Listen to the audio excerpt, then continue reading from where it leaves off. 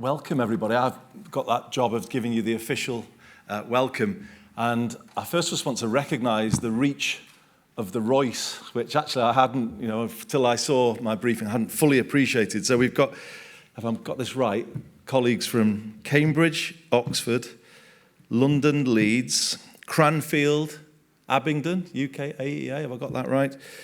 Liverpool, Sheffield, and obviously colleagues from industry. So all over the UK. It's great to welcome you. When I've got colleagues in the room from all over the UK, I start with my usual welcome, or it used to be my usual welcome, of welcome to the UK capital of football. But that line has gone a little difficult in recent times. So then after that, I used to say, well, welcome to the UK's party capital. But 10 Downing Street took that line off me in the middle of the pandemic. So now I just say, welcome to the fastest growing city region in the UK. Now that's a bit of a flex, isn't it? It sounds like a bit of a boast. And it is, let's be honest. But it is also true.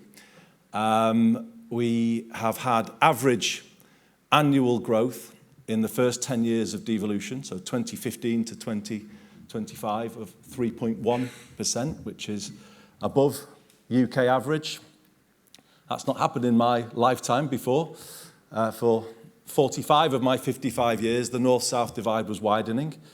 It's now closing, which is a major thing. But we've also had productivity growth.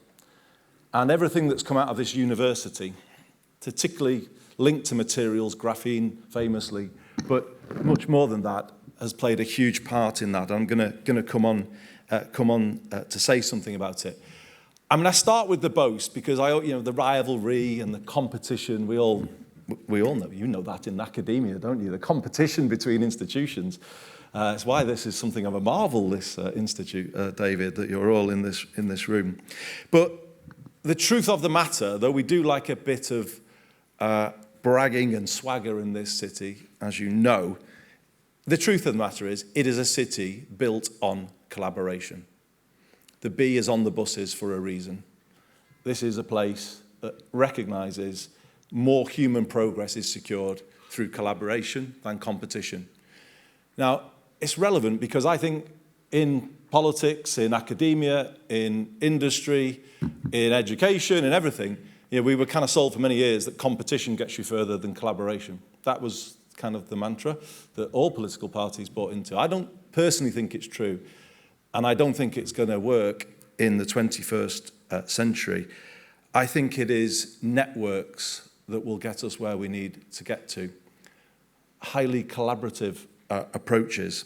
And I think that's true more of your world, innovation, than anything else. It has to be done in that way. For us here, though, we would argue that the collaboration, the partnership, is what has built modern Manchester and has underpinned that success that I just spoke about before. I didn't create it.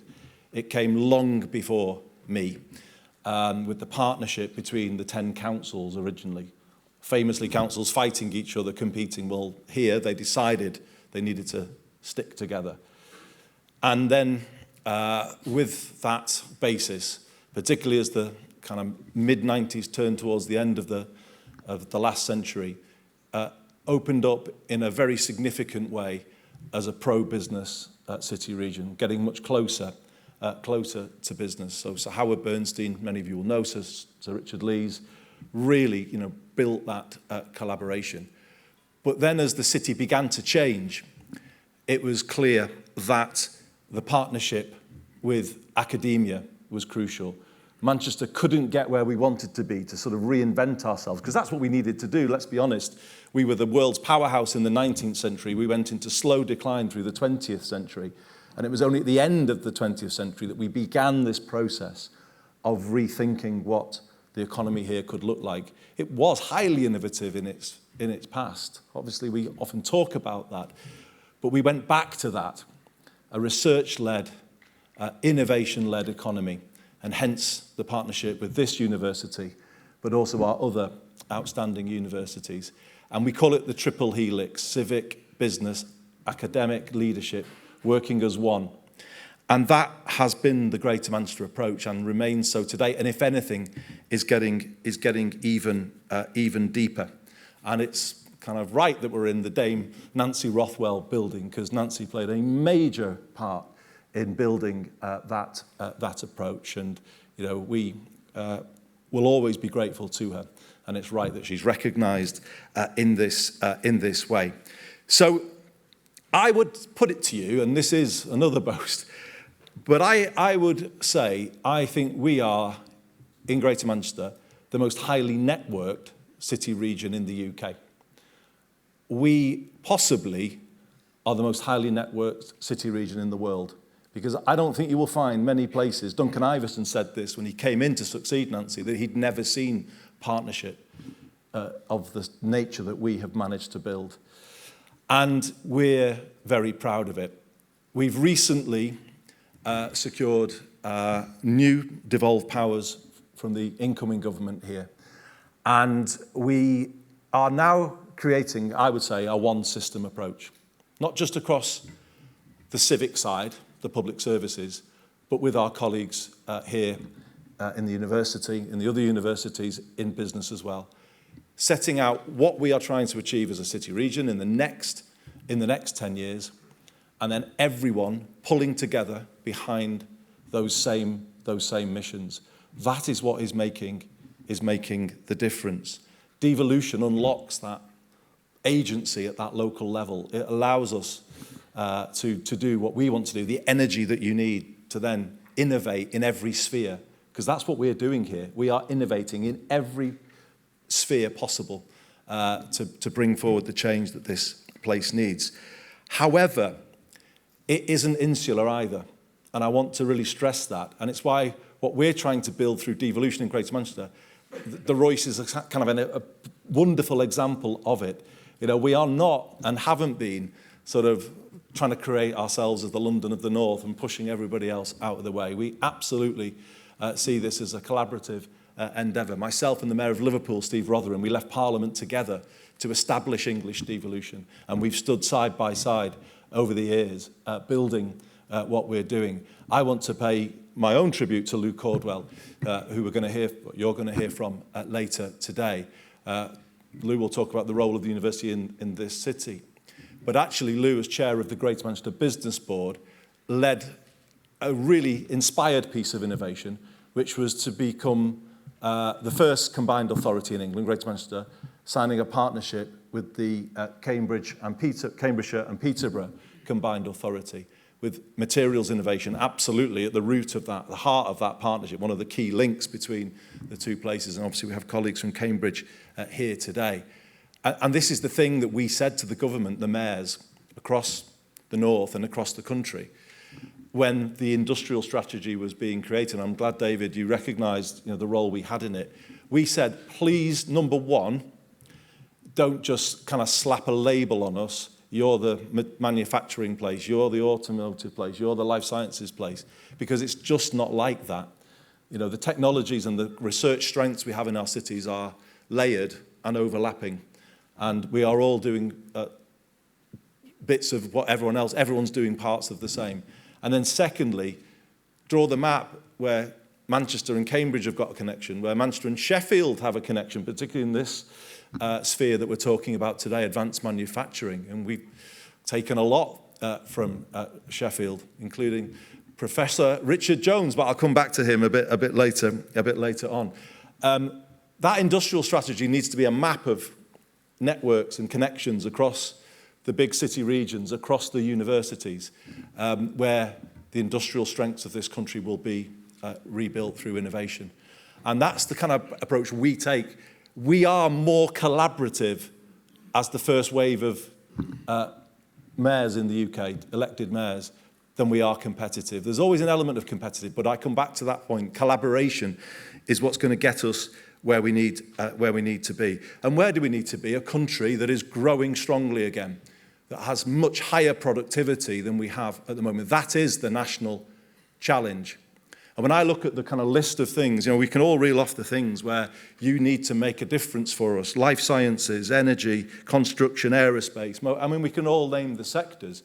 But I would come to those two critical ones. Security is going to be an area where Britain needs to lead for our own economic purposes, but because of what is going on in the world and the way the world is changing. We do need to lead there. We need to lead in terms of space and research there, in terms of materials research. And I think we've got to be ready to embrace that. SpaceX was here recently, the major conference, and that kind of element of things really needs to sort of be part of our thinking. But sustainability, and here opens up, I think, an economic opportunity for Britain, and indeed a political opportunity, because I saw on the list of areas in the strategy how the circular economy, the sustainability strand goes right through all of them, doesn't it? All of the sectors have that imperative to consider. And to me, as the political debate changes in this country and around the world, where some are saying, we turn our back on net zero, it's not the right way to go, we drill, we do whatever. You can see that as a negative, and it is a negative to me in some ways. But actually, it's an opportunity. Because if you stick the course and you stick to your guns and you say, no, clean energy, a net zero future is actually where future prosperity lies, then I think you can be rewarded for sticking to your guns. That is our approach here. With the help of this university, the Tyndall Centre here gave Greater Manchester, when I came in as mayor, because I asked them to do this, what is a realistic date by which this city region could be a net zero city region? 2038 came the answer, with absolute everybody leaning into it and pulling in the same direction. We're still holding to that, and we're almost a decade on from when we set that goal. And the big change, you can see it outside, is the transport system, which we've put back under public control. And when you have public control of something like transport, you can dictate the pace of decarbonisation. So now we are seeking greater public control of housing to do exactly the same, of energy. And we're on that path, and we're not going off that path. This city region famously has always faced the future unflinchingly and tried to bring it forward. And that is what we're still doing, because that's where we see prosperity lying. And I would say Britain can find answers to its growth and productivity challenge if it does that in this moment. And that is the argument that you will have coming out here. And I don't hear actually discordant voices in our system here. I think the time is to lean in. The time is to go faster, and the time is to make use of the full assets that have been built. Gamma, the Graphene Advanced Materials and Manufacturing Alliance that has been established here, that Jürgen Meyer was so instrumental behind, now chair of GB Energy. We've got to build on the success of the Innovation Accelerator, which I know many of you were involved in, which has brought us the Centre of Expertise in Advanced Materials and I think sustainability. Have I got that right? Nearly, hopefully. There's a lot of what do you call them, acronyms here. We've got to use that now. We've got to look at the assets built at in this university, the National Graphene Institute, the GEEC, the Graphene Engineering Innovation Centre, and something that's coming through now, a place we call Atom Valley here, which is a major part of our 10-year growth plan between 2025 and 2035, which is a huge site off the M60, linking Bury, Rochdale and Oldham. We will soon, I think, see the breaking of ground on the Sustainable Materials and Manufacturing Centre, SMMC. Lou, I've got that right. And that will be a research facility linked to this university at the heart of what we want to make in the future a global cluster for everything you're talking about today, a global cluster for advanced materials. We could have let that land go for warehousing or whatever, you name it, but we haven't. We've held it.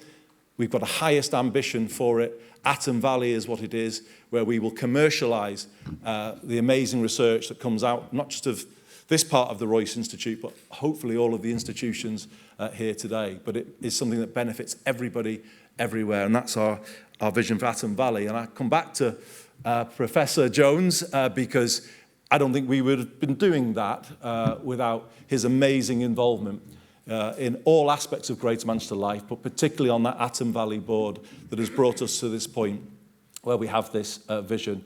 And I say to Duncan, if he's hearing this or if we fed back to him, I mean, surely, if we've got the Dame Nancy Rothwell building, we should have the Professor Richard Jones room somewhere in this place or somewhere else in Greater Manchester. I'd love to see it. So I'm going to finish, actually, because in what feel like quite pessimistic times, I think if you look around what's happening, there are lots of things to get excited about in terms of what's going on in the English regions.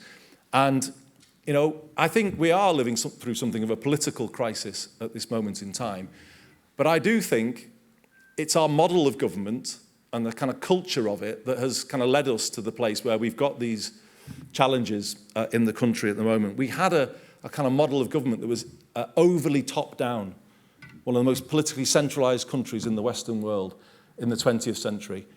And it basically focused on some parts of the country to the neglect of others. It let the industry that was highly innovative in this area in the 19th century literally just, you know, fall into decline without anything to replace it. And that happened under all governments. And the exciting thing is devolution has become the circuit breaker for that pattern of decline. We can prove to you now that this city region has a decade of evidence to back that up. And it is about a completely different way of thinking about things, where you kind of unlock energy through devolution in places like this. You allow people to set new ambitions, to work in different ways. And it's happening in all of the places represented in this room to one degree or another. We just were a little bit further out, but it's coming through, and everywhere is achieving something of the same. If we can see that spread, that is how you solve the UK's productivity problem. It's how you solve the UK's growth problem. I think there is a really big opportunity in front of us if we stick to our guns and stick to the course. We can bring good jobs, high value jobs back to city regions like this. It's beginning to happen. But the exciting bit, as it kind of then goes out of the urban core, which you can see now is pretty radically changed here in the last 10 years. For those who've not been, it is a very, very different looking place than it was. When you get those jobs back out into places like Rochdale, Oldham, Bury, the places that had the industry in the past, when that industry goes back, that becomes a political answer to the kind of times that we're in, the alienation that people have felt. You know, why don't my kids have the same chances as elsewhere? There's a big skills piece to what we're talking about here as well, and that needs to be thought about. And Richard, to his massive credit, brought the FE sector into this innovation discussion through the Innovation Accelerator. But that, I hope you see, it's kind of, yes, it's the narrow stuff that you're thinking about in this room, but please bear in mind that bigger picture of what this means for this country in the rest of this century and how we kind of rebuild it from where it is to where we all want it to be. Thank you very much indeed for listening.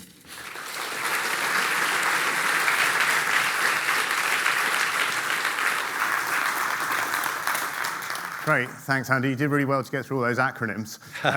That's true. And actually, you even referenced some of the slide stuff, so you did pretty well, and the notes must have been fast. Have we got any questions? Or are you a silent audience? I felt like that was like a kind of piece of coursework being marked there, wasn't it? It was. Fairly well. Yeah. You want to work on the... Pretty impressive. Alan? Yeah. I think there's a microphone, Alan, somewhere. Sorry. There's lots of stairs. I can shout. Got to shout, Andy. I'm fine. No worries. Thank you. Andy, thank you very much. You've always, with Steve Rotherham, Andy Street, been a strong advocate of the Transpennine route and the impact that that's going to have on connectivity and improvements in the industrial landscape here. What sort of progress are you and the Northern Powerhouse making to actually making this a reality? Well, I'm rail, my favourite, other than buses, my favourite topic. It's interesting, actually, rail. I mean, when we talk about collaboration between places, I'd like to remind people that almost exactly 200 years ago, Liverpool and Manchester created the first intercity railway board in the world, and then built the railway in 5 years' time.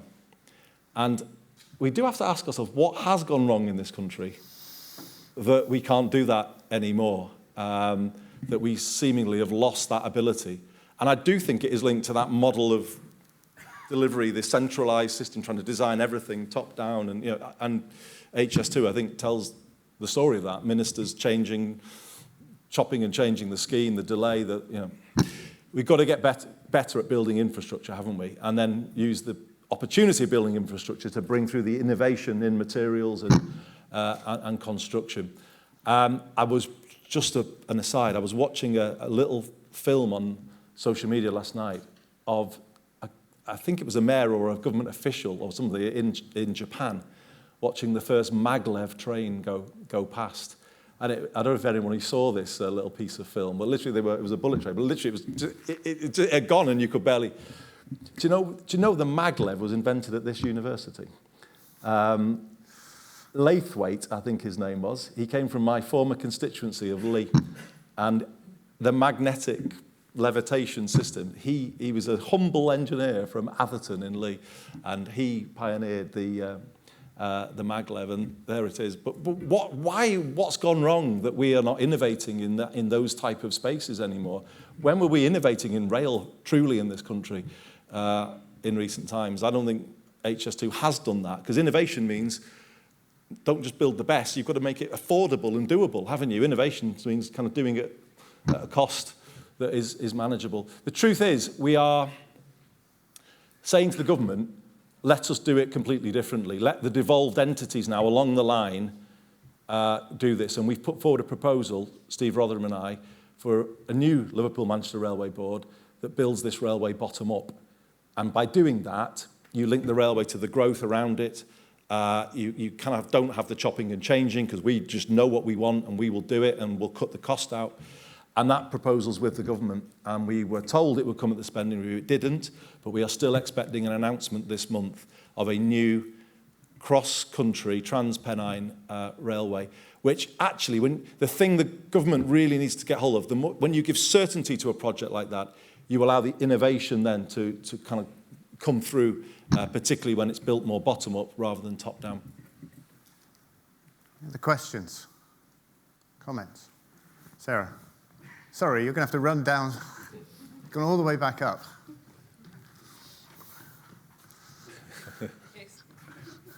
Stay down here, that's all I'm going to suggest now. Thank you. So, Sarah Sharples, I feel I should confess I am Chief Scientific Advisor for the Department for Transport. I'm not going to respond to the point about... I was going to say, it's all transport, Andy, otherwise. The rail system. I wanted to ask you, Andy, you mentioned the sort of triple helix and industry, academia and government working together. In my role as Chief Scientific Advisor, and I know Julia will have seen this as well, sometimes we see a mismatch of language. Sometimes we see scientists and engineers not being as good as they should be at communicating both the value of science and engineering, the excitement of science and engineering, and the impact of science and engineering to government stakeholders like you. I wonder if you had any advice for the scientists and engineers in the audience about the best way that you've heard scientists and engineers communicate what they're doing to government stakeholders like you. And I probably should as well clarify, of course, I'm incoming Dean and Vice President of Science and Engineering here at the University of Manchester as well. So I'm moving to the other side of the fence and really want to help my colleagues here at Manchester work in the most effective way with government. Well, thanks, Sarah. You're making the shift that I made 8 years ago, so it's good to see the movement building. The thing is, I really take on board, I blame the politicians more than the scientists, by the way. Because in my time as a minister, I think if I look back to the advice I had from the scientists, it was fantastic. I had great advice from Sally Davis. Oh my goodness, I could go back through all of the people who advised me. It's whether they listen to them or not. And so I don't think, my view, it's not the quality of the advice. But I think to rethink it a bit, I think it's kind of, you've got to get it underneath that even more. This is a place that understands engineering. I mentioned Eric Laithwaite. Eric, I think his name was. This place, it was embedded in it. The museum here speaks to that, and so the public here have that kind of But actually, somewhere along the line, and I would say politicians of my generation stopped speaking to it and haven't focused enough on it. And a big thing that I would hope in this room I could sort of build some common cause, and I've said this a lot to Duncan, we have to start talking about academic and technical education as equals, and we have to build a system based on that. Because everything that you're talking about today requires both to be equally strong, does it not? And, you know, but that isn't the message, is it? The education system was based on quite a narrow, in my view, under all governments, a narrow version of the traditional academic route. It is scandalous, honestly, scandalous. Let's get it to communicate it in things that the public will understand. In secondary schools, they are currently judged on what's called the English Baccalaureate, which is a collection of the traditional GCSEs. I consider it scandalous that engineering GCSE is outside of that English Baccalaureate. How on earth can that, in my view, be justified? Because engineering creates a resourcefulness in young people, gives them a creativity and problem solving, you know, all amazing sort of subject to take, but we're sending the message out that it's a second-class subject. And I think you've got to start there, because that's where the public are. And when the public are somewhere, then the politicians feel the heat. If the public was saying more directly, why is my school not offering engineering? Here in Greater Manchester, we're trying to build, I mentioned FE, we are trying to build a system called the Greater Manchester Baccalaureate, the MBAC, which is based on 2 routes, equal routes from 14. And Duncan, when he came in, said he was absolutely wanting to increase the number of degree apprenticeships in this university. And I wholeheartedly applaud that. In fact, I need that, because I think that's, you know, once the education system is sort of speaking to the values of innovation, engineering, science, and is offering opportunity for all young people, I think then the conversation in the UK changes. But I think particularly politicians will then respond to what's coming through. So I would start there. I would start with education, young people's life chances. Everyone can relate to that. But currently, I think we are fundamentally in the wrong place in the secondary education system in this country for everything that you're trying to achieve today. You will need to bring through so many more young people with technical expertise to achieve. When the ideas are created, who then goes out and, you know, implements them? We are seriously behind the curve on that. Great. We've got time for one very quick question. One at the back.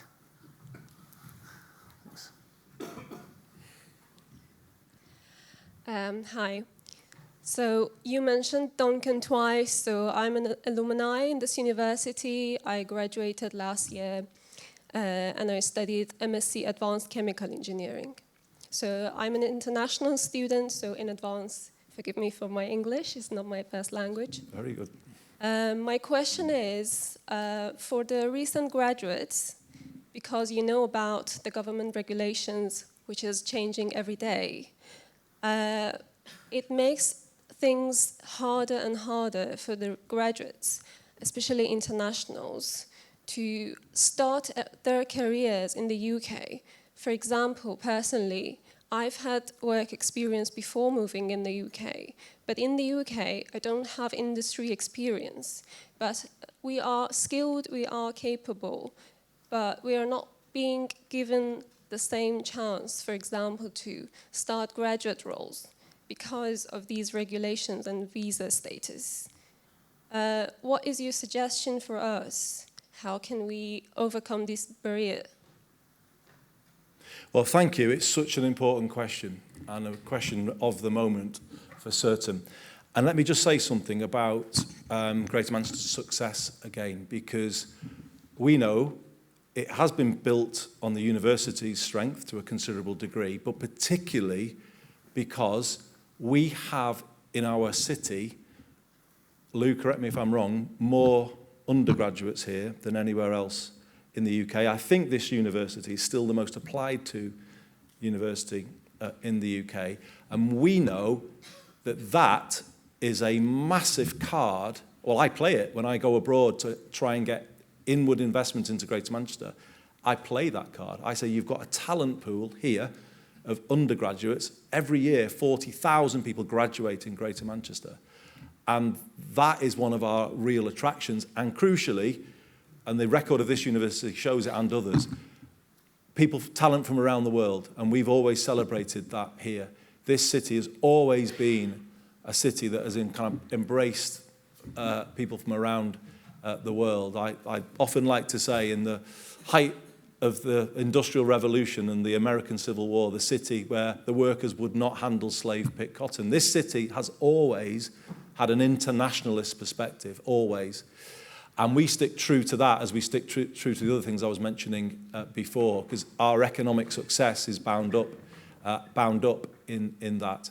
And if, as Britain, we start saying the door is closed to talented people like yourself and others, then we are going to have an even bigger productivity and growth problem going forward. And this is the thing I was saying before about the kind of culture in Westminster where issues, and then all of a sudden there's a lot of knee-jerk things are done, and actually you end up with unforeseen consequences of some of the things that you've done.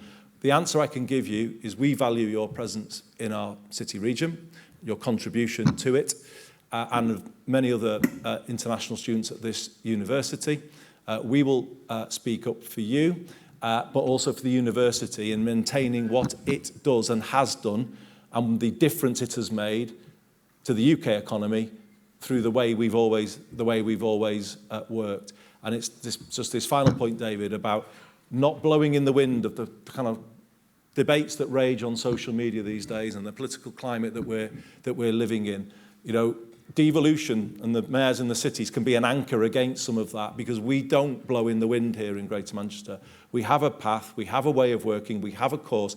We have, to use an old phrase in politics, a long-term plan. Actually, we really do have a long-term plan, and we stick to what has made us successful, and that won't change. And we will articulate that message to the UK government to say that is our view from here. If you want the growth from Greater Manchester, you will let Greater Manchester do even more of what it's always done. Great, thanks, Andy. You've touched on many things. For me, it's really it's taken away sort of, if you like, the energy and excitement in the region, which works so well for materials. We're an energetic community.